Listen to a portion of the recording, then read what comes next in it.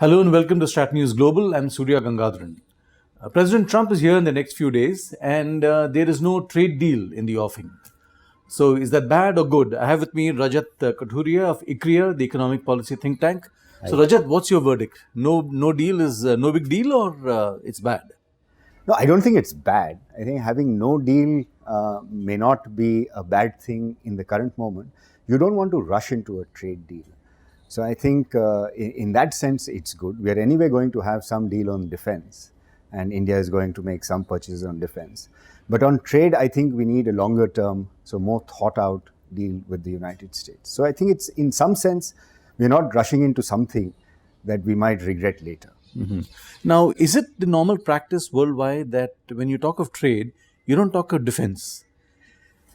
Yes, I mean, for India, when you look at the bilateral sort of trade deficit between India and the United States, and this has been historical, that the current account surplus, which annoys Trump a lot, we have had a current account surplus with the United States, and primarily because of our services exports.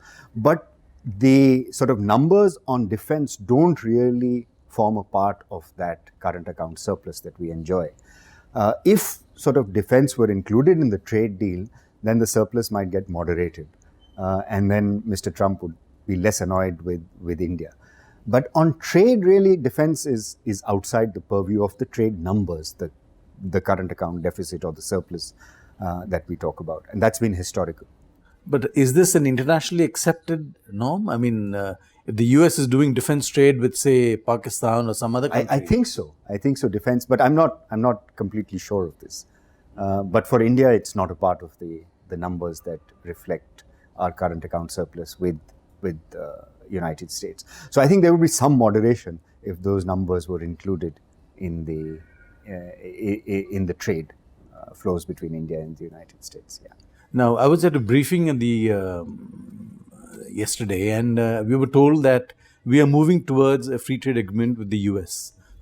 Is this? I mean, we just pulled out of RCEP. We're not talking about an FTA. Yeah, I think off the rebound, you pull out of RCEP and sort of try and build a narrative that we would want to have a trade deal with an alternative region or a country. So we're talking about the US. We are also talking about the EU. And the EU has, with the deal with the EU, has been on the back burner for several years. So it's natural that you want to sort of create a narrative.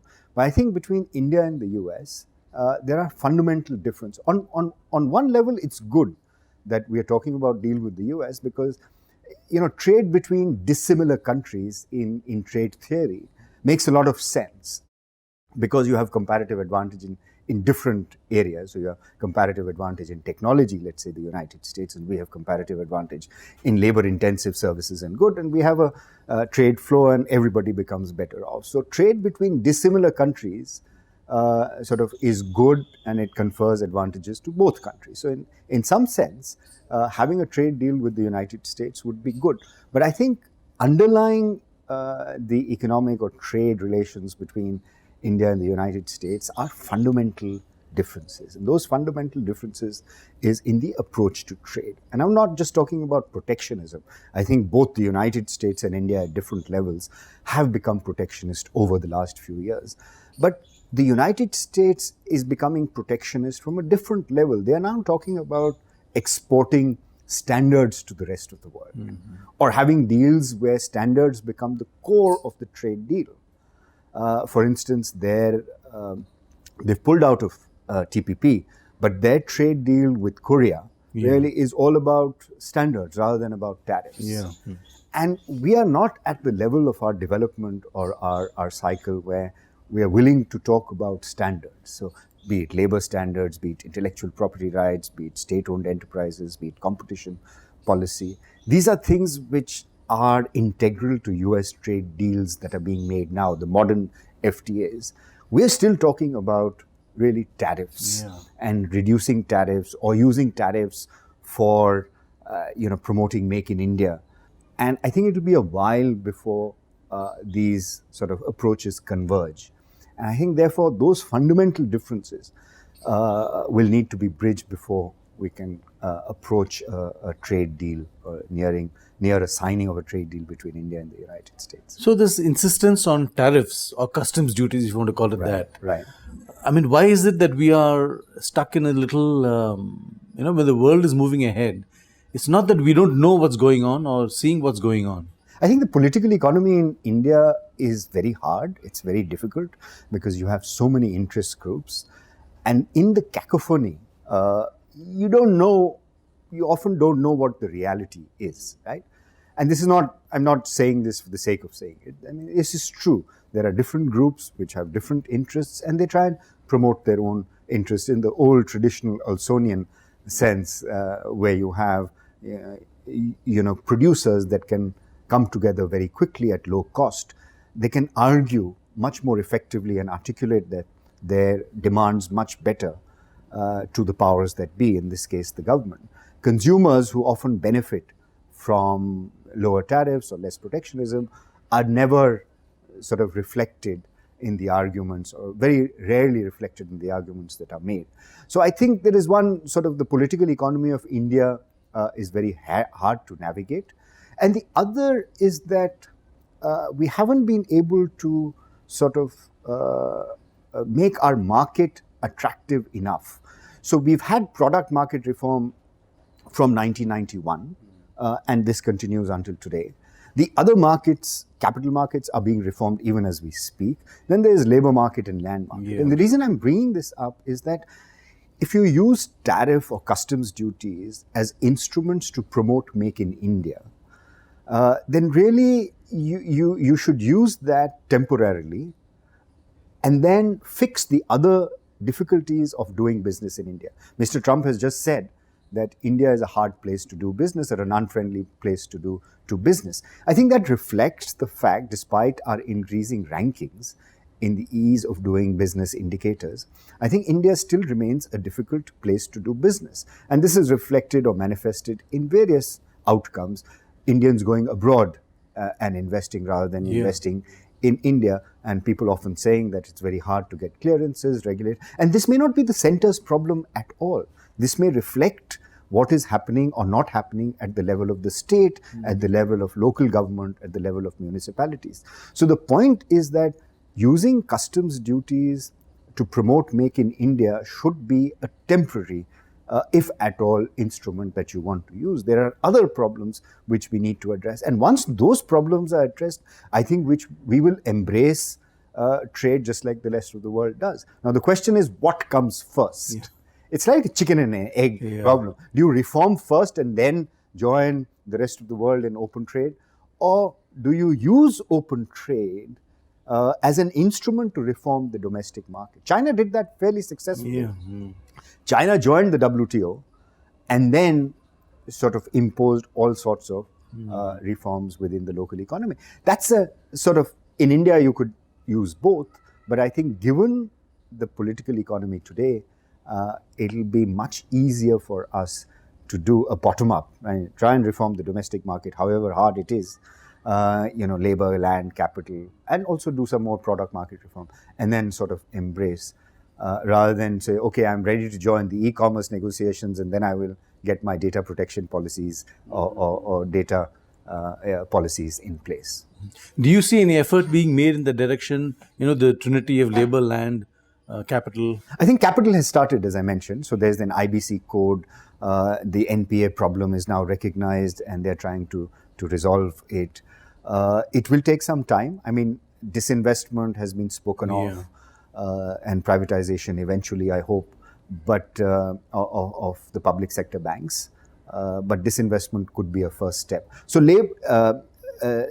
financial market reform is happening even as we speak, but it will be a slow and arduous process because 70% of the banking assets today are owned by the public sector. And you want to reduce that because in the banking sector, as you know, you have sort of two regulatory mechanisms. One is the Ministry of Finance that really oversees the public sector banks, and then you have the RBI that oversees the private sector banks.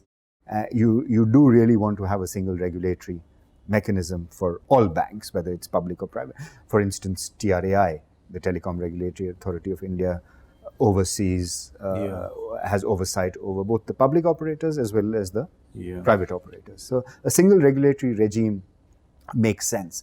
But finance is such a subject that it often becomes, and given the fiscal deficit, it often becomes something that the Ministry of Finance also oversees.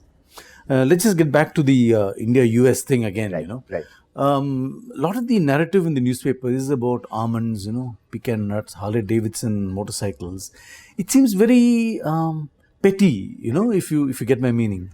Right. I mean, so the amounts involved there, the sort of, it will be in millions of dollars, if at all millions. It will be in thousands of dollars, if not maybe millions of dollars. The amount, but I think the signal that is being sent out is that we can't do a big trade deal now. It's very difficult to rush into, for the reasons I've identified, a trade deal with the United States. So you try and have as much of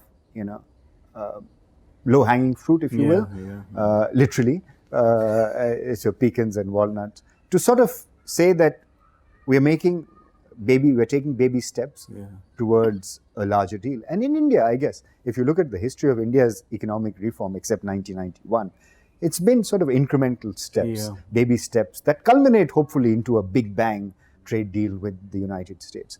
But I think it's a good idea not to rush into a trade deal with a country like the United States. There's also the fact that we don't have any leverage, isn't it? Even services, do we have leverage against the US? Not too much, not too much. But I mean, in the United States, I think there is underappreciation of the fact, apart from the 4 big tech companies having Indian CEOs now, that's good news.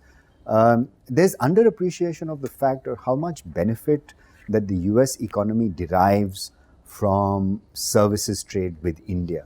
I mean, US is a high service cost economy, and the services trade with India really benefits them. And there have been reports, in the past, I know there have been some reports that suggest that every dollar that comes into India from the United States confers a benefit which is multiplicative times of that within the United States. But there's, in this sort of interest of the domestic political economy in the United States, make America great again, the narrative that is built up is that we're losing all our jobs to India. But the amount of benefits that are conferred to the United States as a result of openness to services is underappreciated. I think that's where we have leverage with the United States. We don't have any leverage with the United States elsewhere. And we are getting more protectionist. We are getting more protectionist. It's not a good signal that we are sending out to the rest of the world, in terms of our trade relations.